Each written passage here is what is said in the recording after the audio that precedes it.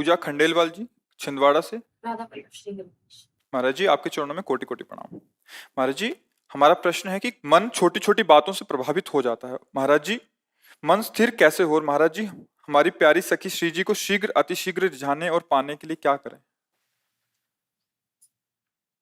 जब मन विषयों का चिंतन करता है, इंद्रियों के साथ विषयों का अधर्म पूर्वक सेवन करता है, बहुत कमजोर हो जाता है।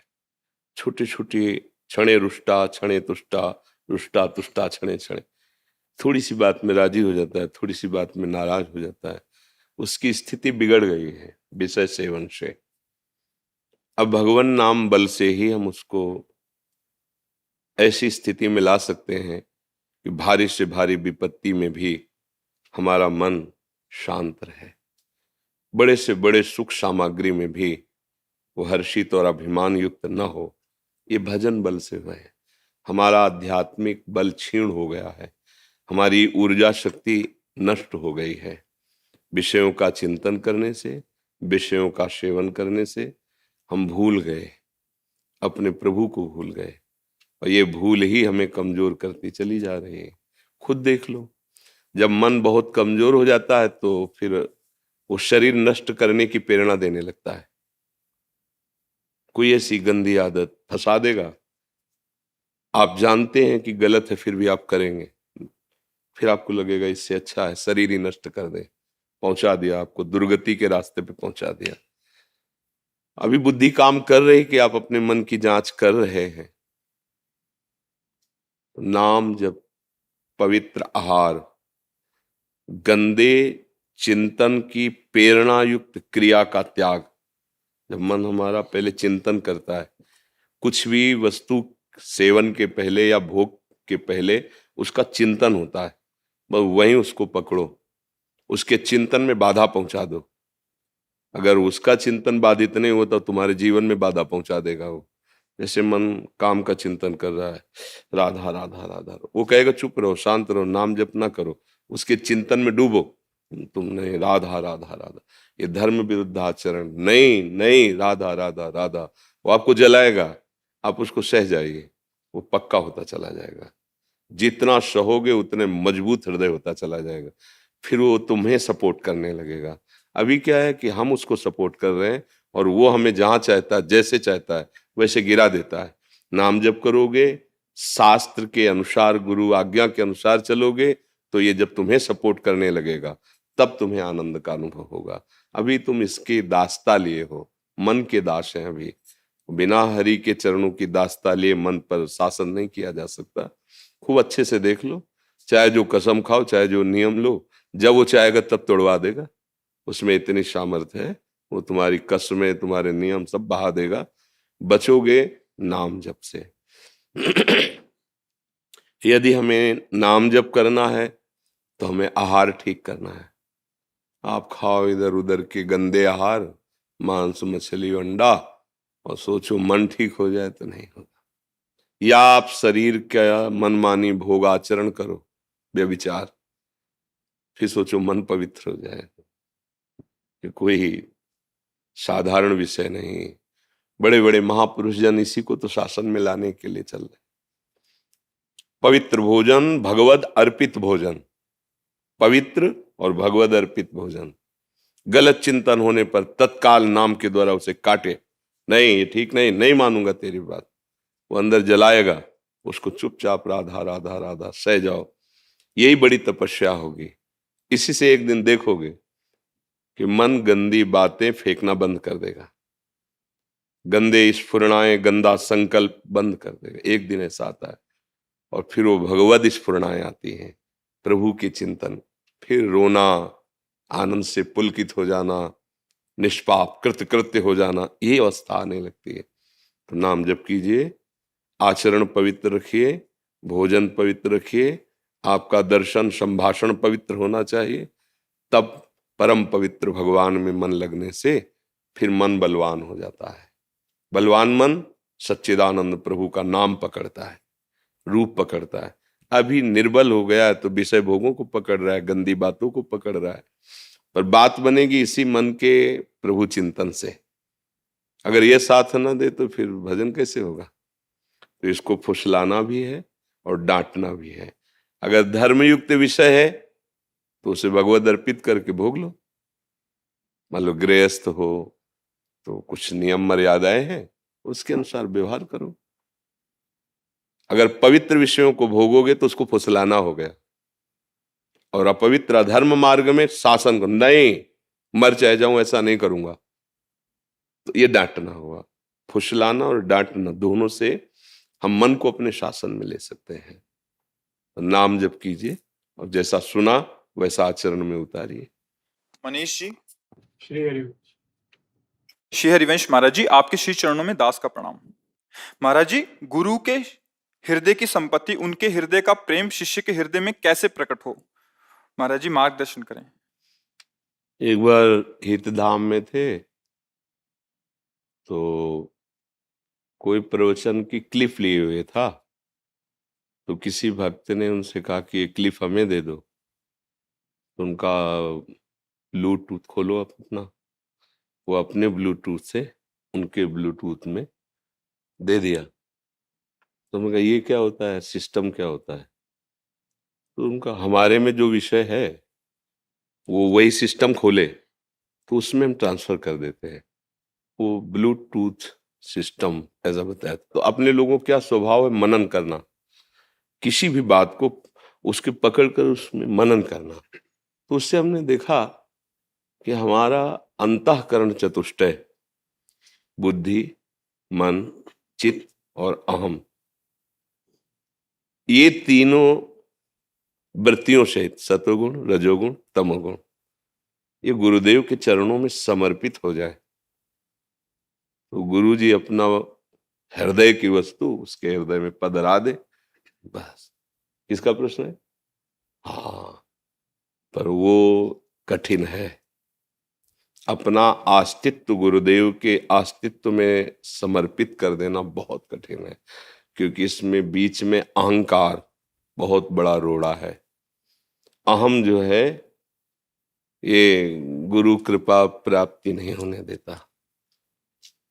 गुरुपद पंकज सेवा तीसरी भक्ति अमान, मान रहित होकर गुरु चरणारविंद की सेवा से हम मन, बुद्धि, चित्त, अहम समर्पित करने की तैयारी करें। जो गुरुदेव उपदेश करते हैं समर्पण वो कर लेंगे, वो समर्थ है, हम नहीं दे पाएंगे, वो घसीट लेंगे। उन्हीं के घसीटने से ही हमारा मन, बुद्धि ब्रह्म स्वरूप हो जाता है। पर हमें उनके वचन, उनके उपदेश अक्षरशः पालन करने होंगे। पर बीच में मान बहुत बाधक हो जाता है। गुरु कृपा में सबसे बड़ा बाधक ये मान है। गुरु चरणों की सेवा में जहां रहते हैं तो मान स्वाभाविक प्राप्त होने लगता है, क्योंकि महापुरुषों का प्रताप होता है। और उस मान का आप भोग करने लगे, स्वीकार करने लगे, आनंदित होने लगे, आप गए। अब आप गुरु के हृदय की वस्तु को नहीं जान पाएंगे। गुरु के हृदय की वस्तु मान रहित होकर उनकी आज्ञा में निरंतर रहिए, बस। कब ट्रांसफर हो गया आपको पता ही नहीं चलेगा, आप उसी स्वरूप में निमग्न होंगे। पर इसके लिए पूर्ण आत्मसमर्पण चाहिए। उसी के लिए तो गुरु प्रदत्त साधना कर रहे हैं, उसी के लिए तो कर रहे हैं। पूर्ण समर्पण। मान ये बहुत जहर है और इस जहर को हम हंसते हंसते पीते हैं। सम्मानम कलयाति घोर गरलम नीचापमानम सुधा, श्री राधा मुरलीधरो भज सखे वृंदावन मात्यज। हे मित्र, हे भाई, ये सम्मान बहुत बड़ा विष है परमार्थ के पथिकों के लिए। नीच पुरुषों द्वारा किया हुआ अपमान अमृत के समान है, इसे सह जाओ चुपचाप और फिर राधा मुरली मनोहर का निरंतर भजन करते हुए नाम धाम रूप लीला के आश्रित रहो। यहाँ समर्पण की जरूरत है। मयि मन आदत सो मैं बुद्धिम निवेश है, तो निवशिष्य मय्येव अत ऊर्ध्वम न संशया। मन और बुद्धि मेरे को समर्पित कर दे तो मेरे में ही निवास करेगा, इसमें कोई संशय नहीं है। अब बस ये साधना जो बताई जा रही है मन बुद्धि के समर्पण की ही बताई जाती है। जितनी भी साधनाएं हैं चाहे योग हो, चाहे सांख्य हो, ज्ञान हो, भक्ति हो, सबका उद्देश्य एक ही है कि चित्त वृत्ति का निरोध करके प्रभु में एकाग्रता पूर्वक निरंतरता बनाए हुए समर्पित कर दे। दीर्घ काल निरंतर सत्कार सेवितो दृढ़ भूमि, बहुत काल तक एक ही मंत्र में, एक ही आराध्य देव में अपनी वृत्ति का सम्मान पूर्वक महत्व बुद्धि रख करके समर्पित कर देने से दृढ़ भूमि अर्थात दृढ़ स्थिति हो जाती है, दृढ़ भूमिका आ जाती है। अब वो चलते फिरते, उठते बैठते, खाते पीते, वो भगवदाकार वृत्ति बनी रहती है, उसकी मंत्राकार वृत्ति बनी रहती है। तो जो गुरु जी ने नाम दिया, जो मंत्र दिया, जो उपासना दी, यही हमारे को गुरु की वस्तु का अनुभव करने की योग्यता प्रदान करती है। पर बस इसमें मान बहुत घातक है, बहुत घातक है। प्रायः आ ही जाता है, यहां तक आ जाता है कि गुरु से होड़ लगाने लगते हैं, आपसे ज्यादा तो मेरे, बस वो जहां जहां मान आया नष्ट कर देता है, नष्ट कर देता है। गुरु की पदवी प्राप्त करने के लिए कई ऐसी जगह प्रमाण मिले, गुरु को जहर दे दिया, गुरु को मार दिया। इतिहास साक्षी पढ़ के देखो। अगर मान रहित होकर गुरुदेव की सेवा की जाए तो कुछ पढ़ने लिखने की जरूरत नहीं, सब कुछ गुरुदेव की कृपा से हृदय में प्रकाशित हो जाएगा। महाभारत में प्रसंग आता है कि वर्षा ऋतु थी, शायद उपमन्यु जी उनका नाम था। तो गुरुदेव ने कहा कि कुछ अन्न की क्यारियां हैं, उनकी क्यारियां फूटने न पावे, तो उनमें जल भरा रहेगा तो अच्छा अन्न पैदा होगा, जिससे यज्ञ आदि में सहयोग मिलेगा। आप जाइए, रात्रि का समय, खेत की मेड़ नहीं टूटनी चाहिए। तो एक जगह उन्होंने बहुत प्रयास किया, मेड़ टूट रही थी, तो मिट्टी गीली होने के कारण वो रुक नहीं पा रही थी, और तो सब बांध दिया था। सोचा गुरु आज्ञा का उल्लंघन हो जाएगा अगर पानी निकल गया तो, मिट्टी रुक नहीं रही, तो अपने देह को रख दिया ऐसे, और वो गीली मिट्टी तो सेट हो गई। अब अगर उठते तो मेड़ टूट जाती, तो अब पूरे शरीर को उसमें मेड़ में से। गुरुदेव ने जब देखा कि काफी समय हो गया नहीं आए, तो अन्य ब्रह्मचारियों ब्रह्म ऋषियों के साथ वहां गए और पुकारा, बेटा कहाँ हो तुम? तो आवाज, गुरुदेव मैं यहाँ हूं। नजदीक गए तो देखा सब पानी से सने में से। अरे बेटा, सबको देह और प्राण इतनी प्रिय होती है, तुम ये क्या कर रहे हो? बोले गुरुदेव आपकी आज्ञा थी कि मेड़ न टूटने पावे, तो यहाँ की मिट्टी से रोक नहीं पा रही थी, इसलिए आज्ञा पालन की। उठो, जाओ, तुम्हारे हृदय में समस्त वेद स्वयं स्फुरित हो जाए। उन्होंने व्याकरण नहीं पढ़ा था, उन्होंने शास्त्र ने, चारों वेद स्फुरित हो गए। एक और उदाहरण उसमें वर्णन किया, एक शिष्य गए और पहले सेवा के द्वारा उसकी समर्पण निष्ठा देखी जाती थी। तो उन्होंने कहा कि ठीक है, आप हमारी गौशाला की गौएं चराएं।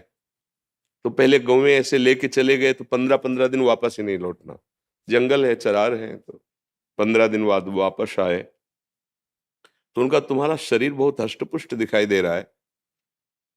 तो उनका, गुरुदेव भिक्षा मांग लाता हूँ, गौओं को ऐसे छोड़ के और पा लेता हूँ, धर्म विरुद्ध आचरण।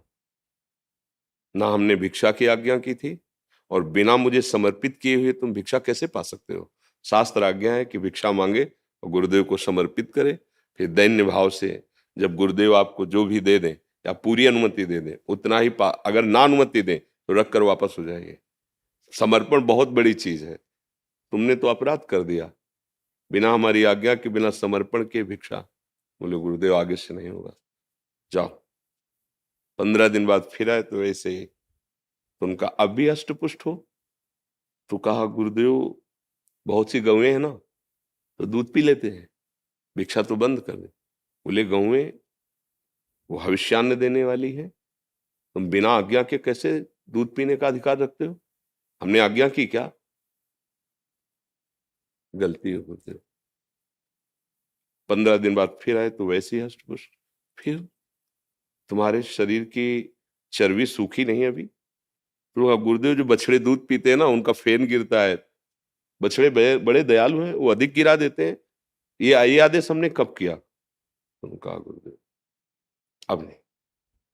एक दिन बहुत भूख लगी, हम न दूध पी रहे थे न भिक्षा मांग रहे थे, उनको ज्ञान था नहीं अकौड़े का वृक्ष होता है, उसके पत्ते जो तोड़े तो उसमें दूध जैसा दिखाई दिया, उनको लगा ये पौष्टिक चीज है, पा लिया तो उनकी आंखों की ज्योति चली गई। अब वो एक गड्ढे में गिर गए कुएं में जैसे। अब गायें जब वापस गई तो वो साथ नहीं थे, तो उनको ढूंढने के लिए निकले, उनका नाम पुकारते रहे, आवाज आई कुएं से, गुरुदेव मैं यहाँ पड़ा हूं। कैसे कैसे पड़े हो?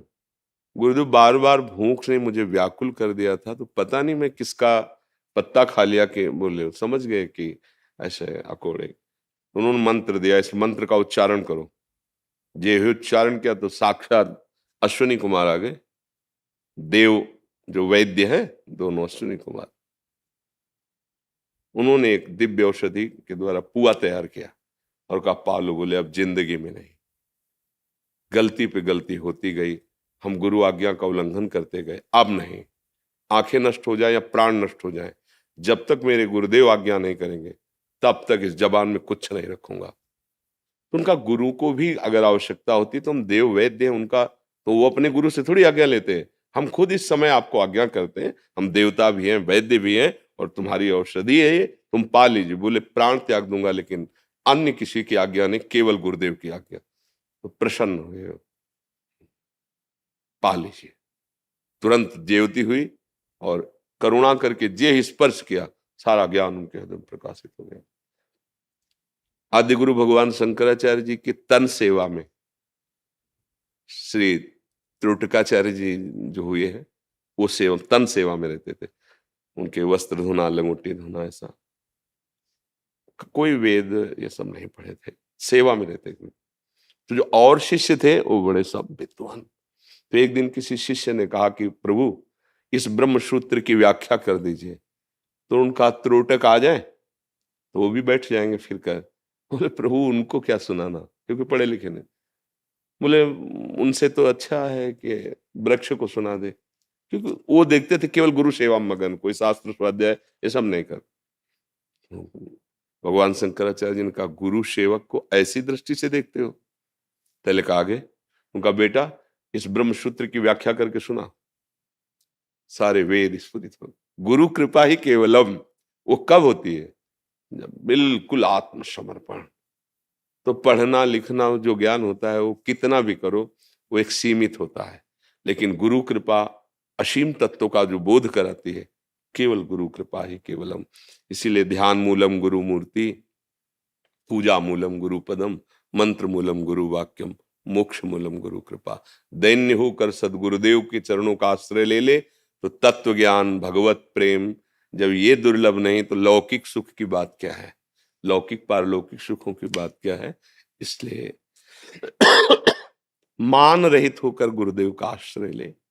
गुरुदेव के वचनों को ही, हम शास्त्र के शब्दों को नहीं समझ सकते तो सरल शब्दों में उनका सार गुरुदेव बताते हैं, उनकी बात मान ले। बात मान लेना ही स्थिति को जागृत कर देना है। MS बिट्टा जी, आप राधे राधे महाराज जी। श्री हरिवंश, आपके चरणों में कोटि कोटि प्रणाम।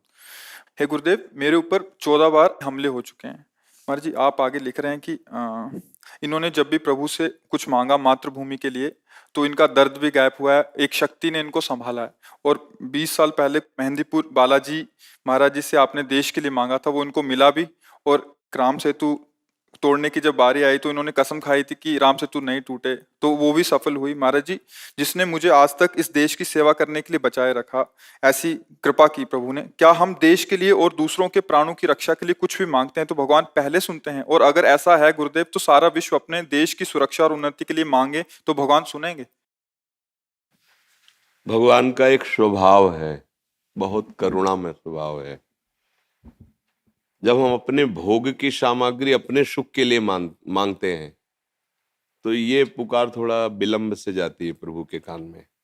उसके लिए फिर आपको योग्यता दिखानी पड़ेगी।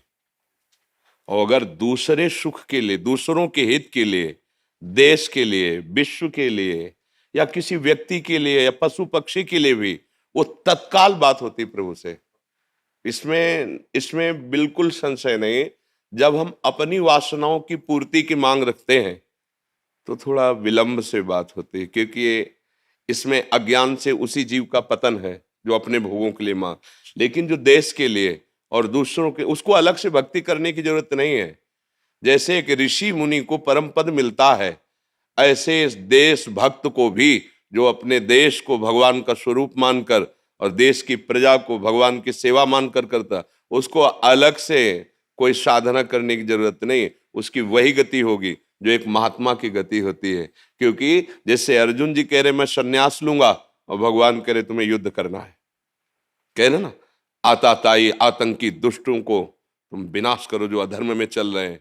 संन्यास लेने की जरूरत नहीं, इन अधर्मियों का विनाश करो, और जो हमारे धर्म से चलने वाले असहाय जन हैं उनकी सहायता करो। अगर उनकी सहायता में प्राण भी चले जाते हैं तुम्हें भगवत प्राप्ति होगी।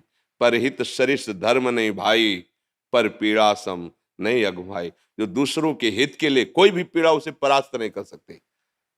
ये निज अनुभव, ये कहूं खगेशा, जैसे काघुशुंड जी गरुण जी से कह रहे कि मैं दूसरे की बात नहीं, मैं अपने अनुभव की बात कह रहा हूं कि यदि दूसरों के हित के लिए तुम्हारे मन में बात है तो कोई भी परास्त नहीं कर सकता। रोग शोक शाप ताप दारुण दुखहारी, कोई भी तुम्हें साप देकर नष्ट नहीं कर सकता, कोई रोग तुम्हें परास्त नहीं कर पाएगा, कोई भी बाधा तुम्हें गिरा नहीं सकती, क्योंकि तुम्हारा परहित की भावना है। अगर परहित की भावना है, देखो दोनों किडनी फेल है, अतरे दिन डायलिसिस होता है, और डायलिसिस मैन की हालत क्या होती है वो तो जो उनके ऊपर बीतता है। लेकिन अगर ये कुछ प्रक्रिया आप देख रहे, 1:30 बजे रात्रि से यहाँ की दिनचर्या शुरू होती है, ये केवल इसी से है कि हमारे देश के प्राणी ये समझें कि विषय भोग अधर्म पूर्वक करने से तुम्हें कभी शांति नहीं मिलेगी। धर्म पूर्वक विषयों का सेवन करो, दूसरों को सुख पहुंचाओ। तो मेरे अंदर उत्साह आ रहा है, मेरे अंदर बल आ रहा है, मैं आपसे बात करने के लायक सामर्थ्य पा रहा हूं। कौन दे रहा है? प्रभु दे रहे हैं। नहीं हालत तो जिसे आप इतने बार शरीर की ऐसी अव्यवस्था, और इस पर भी आपका जोश कि हमारा देश सुखी रहे, हमारा देश ऐसे निर्विकार भाव से रहे कि परस्पर सुहृदता बढ़े, मित्रता बढ़े, भाईचारा बढ़े। ये छोटी छोटी जो मेड़े बीच में बन रहे हैं ये सब हट जाएं। हम एक घर के जैसे परिवार के अलग अलग कमरों में रहते हैं, ऐसे क्यों नहीं रह सकते? एक बहुत बड़ा घर है, उसका नाम भारत है। ये जो अलग अलग प्रदेश और ये जिला बने हुए हैं, ये हमारे अलग अलग उसी बड़े घर के छोटे छोटे घर हैं। हम कोई भी कपड़ा धारण करें, कोई भी वेश धारण करें, हम एक ही के बच्चे हैं, दूसरे के नहीं हैं। हम सब भाई भाई हैं, अलग अलग कमरों में रह रहे हैं, एक ही पिता की संतान। ऐसा क्यों नहीं समझते? कौन सा ऐसा धर्म है जो दूसरे का अहित करके पुष्ट होता हो? वो धर्म नहीं, वो अधर्म है। इसलिए जैसे अपने शरीर का एक अंग कोई खराब होकर पूरे शरीर को नष्ट करना चाहे तो उसे हम कटवा देते हैं। अपने शरीर का अंग अभी पता चल जाए यहाँ कैंसर है, आपको कटवाने से कैंसर से आप बच जाएंगे, नहीं तो पूरा फैल जाएगा, तो राजी होकर पैसा देके कटवा देंगे, आप इसे काट दीजिए। एक व्यक्ति से अगर पूरा गांव नष्ट हो रहा हो, अगर एक जिला एक गांव से नष्ट हो रहा हो, अगर एक जिला से पूरा देश नष्ट हो रहा हो, तो उसको शासन में ले लेना चाहिए, क्योंकि पूरे जीव बच रहे हैं। तो ऐसे ही जो मलिन स्वभाव के, राक्षसी स्वभाव के हैं और ये समझते हैं कि मैं धर्म कर रहा हूं, दूसरों की हत्या करना, दूसरों को पीड़ा देना, दूसरों का विनाश करना, ये राक्षसी स्वभाव कभी धर्म नहीं हो सकता है। इनको शासन में लेना ही धर्म है, इनको शासित करना, इनको दंड देना, यही धर्म है। अगर उसकी हिंसा नहीं होगी तो लाखों को मार देगा वो। हम देश और प्रजा और विश्व शांति के लिए ऐसे अधर्मियों पर शासन करें जो अपनी बात को समझते नहीं है, केवल अपनी मनमानी को धर्म मान करके दूसरों की हिंसा, दूसरों को दुख पहुंचाना, दूसरों को विनाश करना, वो कोई भी हो, कहीं का भी हो, किसी भी धर्म का हो। जो पापी होते हैं, हिंसक होते हैं, राक्षसी होते हैं, वो किसी धर्म के नहीं होते। उनका केवल केवल दूसरों को दुख देना, भयभीत करना, आतंक मचाना स्वभाव होता है। वो किसी धर्मावलंबी नहीं। कोई भी आज तक आचार्य, कोई भी महापुरुष ऐसा किसी भी धर्म की रचना नहीं की जिसमें जो असहाय हैं, निर्बल हैं या जो निरपराधी हैं उनका विनाश किया जाए। नहीं, इनकी बुद्धि भ्रष्ट है। ये शासन के द्वारा ही काबू में किए जा सकते हैं। एक आदमी लाखों को पीड़ित कर रहा है, एक आदमी देश के देश को भयभीत कर रहा है, ऐसा नहीं। और जो ऐसा सोचता है कि इनका, तो मानते हैं, जैसे आपने कहा कि कई बार अटैक हुआ है, मानते हैं, ऐसा हो सकता है, पर वो विधान में ही होगा आपके लिए। आपके अनंत जन्मों के कर्मों का हिसाब नष्ट हो रहा है, ऐसे बाल बांका नहीं हो सकता। ध्यान रखना, धर्म करने से जो पीड़ा प्राप्त होती है, धर्मात्माओं को सदा पीड़ा झेलनी पड़ी, इतिहास साक्षी आप देख लो। अब गुरुजनों को देख लो, गुरुवाणी में जो वर्णन देखो, गुरुजनों को कैसा अधर्मियों को के प्रति और अपने धर्म के प्रति दोनों भाव को देखिए, तो भारी कष्ट को सहते हुए महापुरुषों ने धर्म की रक्षा की है। उनके शरीरों को भी कष्ट दिया गया है और उन शरीरों के कष्ट को सहा है, हंसते हंसते सहा है। तो जैसे आप चल रहे हैं, फिर ये कह दे कि अगर तुम ठीक कर रहे हो तो तुम्हें कष्ट क्यों है।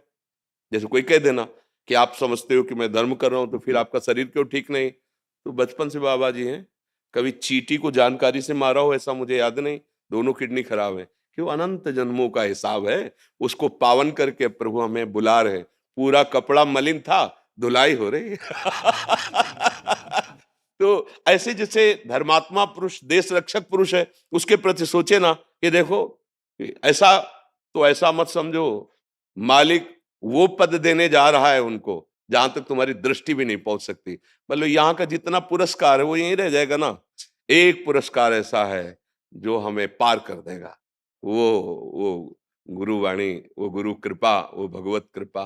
तो हमारा हृदय आपके साथ है, शरीर भले साथ ना हो। हम अपने देश से बहुत प्यार करते हैं, देश के लिए प्राण त्यागने के भी उत्साह रखते हैं।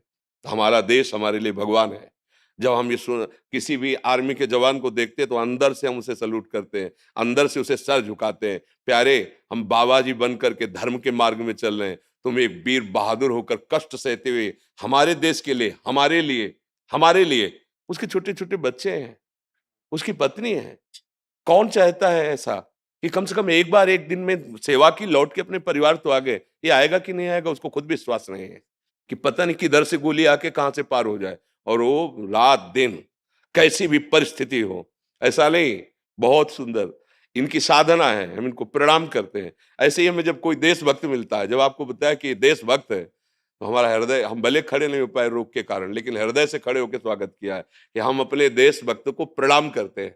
जैसे हम भगवान के भक्त महापुरुषों को प्रणाम करते हैं, ऐसे हम अपने देश के भक्तों को प्रणाम करते हैं, जो हमारे देश का मंगल सोचे, हमारे देशवासियों का मंगल सोचे। वो हमारा हृदय है और उसे आशीर्वाद मांगने की जरूरत नहीं। जब कह रहे हैं कि हृदय ही साथ है, तो आशीर्वाद क्या चीज होता है, हृदय ही साथ है। बिल्कुल आप निर्भय रहिए, निश्चिंत रहिए और निशोक रहिए, और जब तक श्वास है तब तक देश सेवा में। बस अंतिम तो फतेह ही फतेह है ना, अंतिम तो फतेह ही है। जब धर्म से चला जाता है तो वो हमें बहुत ही प्रसंग, हृदय में आनंद प्रदान करता है। भगवान के पिता का सौभाग्य दशरथ जी को मिला, राम जी के पिता का सौभाग्य नहीं, लेकिन अंत्येष्टि क्रिया का सौभाग्य जटायु को मिला, दशरथ जी को नहीं मिला। जटायु जी भगवान की गोद में ऐसे शरीर त्याग रहे हैं, भगवान की गोद में, और कह रहे हैं ये मैं कृपा नहीं कर रहा, ये आपके कर्म की गति है, क्योंकि आपने दूसरे की रक्षा के लिए अपने जीवन को समर्पित कर दिया। तात जाओ परम धाम को मेरे। तो ये जो दूसरों के हित की बात है, ये सबसे बड़ा धर्म है। भगवान उसको बहुत प्यार करते हैं। अगर हम तपस्या भी अपने लिए कर रहे हैं ना, तो कोई खास बात नहीं है, ध्यान रखना। भजन भी अपने सुख के लिए करें, कोई खास बात नहीं है। जब हमारी तपस्या, हमारा भजन हमारे देश के लिए और हमारी देश के समाज के लिए हो, वही सार्थक है। तो वही तो आप भी कर रहे हैं। आपकी सोच, आपका चिंतन, आपका प्रयास, हमारा देश सुख में रहे, हमारा देश इन आतंकी हमलों से बचा रहे, हमारे देश में कोई ऐसे कुमार्गामी प्रवेश न करे जो हमारी भोली प्रजा को नष्ट करे, कष्ट दे। बात तो एक ही है। हम यहां बैठे भजन बल से सोच रहे हैं, आप बाहुबल, ऐश्वर्य बल, कानून बल, इनके द्वारा आप सुरक्षा कर रहे हैं। तो बात तो दोनों ही, हम दोनों एक पिता की संतान, हम दोनों का एक ही कार्य है। भेष अलग अलग है, उद्देश्य एक ही है। हमारी तपस्या, हमारी श्वास, हमारा अनुभव, हमारा ज्ञान हमारे देश के लिए है, विश्व के लिए है। जो हमारी बात माने, जो हमारी बात सुन ले, निहाल हो जाएगा, उसको पकड़ लो केवल। तो ऐसे ही आपका है ना कि जो हमारे पास धन है, जो हमारे पास योग्यता है, जो हमारे पास बल है, जो हमारे पास शासन है, हमारी राज्य की रक्षा हो, हमारे देश की रक्षा हो, हमारी प्रजा सुखी हो, यही भगवत मार्ग है। बहुत अच्छा लगा। बाहरी माला तो नहीं पहना रहे, लेकिन हृदय की बात कह रहे, हम बहुत आदर कर रहे हैं। हाँ, आप बिल्कुल निश्चिंत रहिए। जो एक बार मिल गया, जो पूछना चाहता था वो जवाब मिल गया। बिल्कुल आप निश्चिंत रहिए। आप खुद अनुभव करेंगे, जैसे आप अनुभव किए हैं पीछे, ऐसे आप खुद अनुभव करेंगे कि हरि और गुरु की कृपा क्या होती, संतों की कृपा क्या होती। वो ऐसे थोड़ी होता है कि माथे में हाथ रख दिया तो ये तो दृष्टि और संकल्प हो जाए तो मूकम करोति वाचालम पंगुम लंघयते गिरिम यत कृपा तमहम बंदे परमानंद माधवम। मूक भी वेद बोल दे और लंगड़ा भी पहाड़ चढ़ जाए, छोटा सा सांप का बच्चा गरुड़ को खा जाए। ये कृपा जो है, जो गुरु कृपा, इस कृपा, हाँ, छोटा सा सांप का बच्चा जो 1000 फण वाले को भी एक क्षण में चीर दे वो गरुड़ जी, और जो गरुड़ को खा जाए छोटा बच्चा, इसे भगवान की कृपा कहते। कुछ दुर्लभ नहीं, बस आपका चिंतन सही होना चाहिए, धर्मयुक्त होना चाहिए, कोई परास्त नहीं कर सकता। ये तो बाहरी सुरक्षा है, आंतरिक सुरक्षा भगवान की होती है, जिसमें वो दिव्य शक्तियां तुम्हारे साथ रहेंगी कि ये चूक हो जाए तो हो जाए, लेकिन वो चूक करने वाली नहीं, क्योंकि पहले से जान रहे वो क्या सोच के आ रहा है। इनको तो क्रिया दिखाई देगी और वो सोच देख रही, सोच।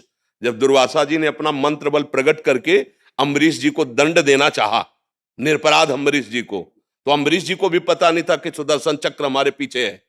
तत्काल सुदर्शन चक्र प्रकट हुआ, कृत्या को नष्ट किया और दुर्वासा को त्रिभुवन में दौड़ाया, क्योंकि वो भी तपस्वी थे ना।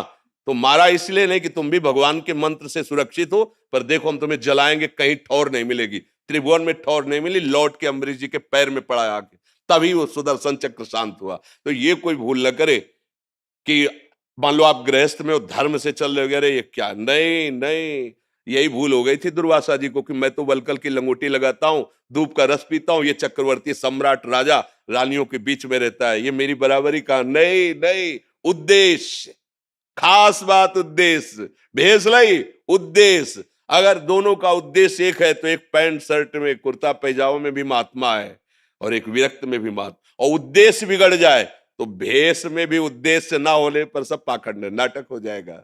ये अरे आप बस खड़े खड़े धन्यवाद धन्यवाद।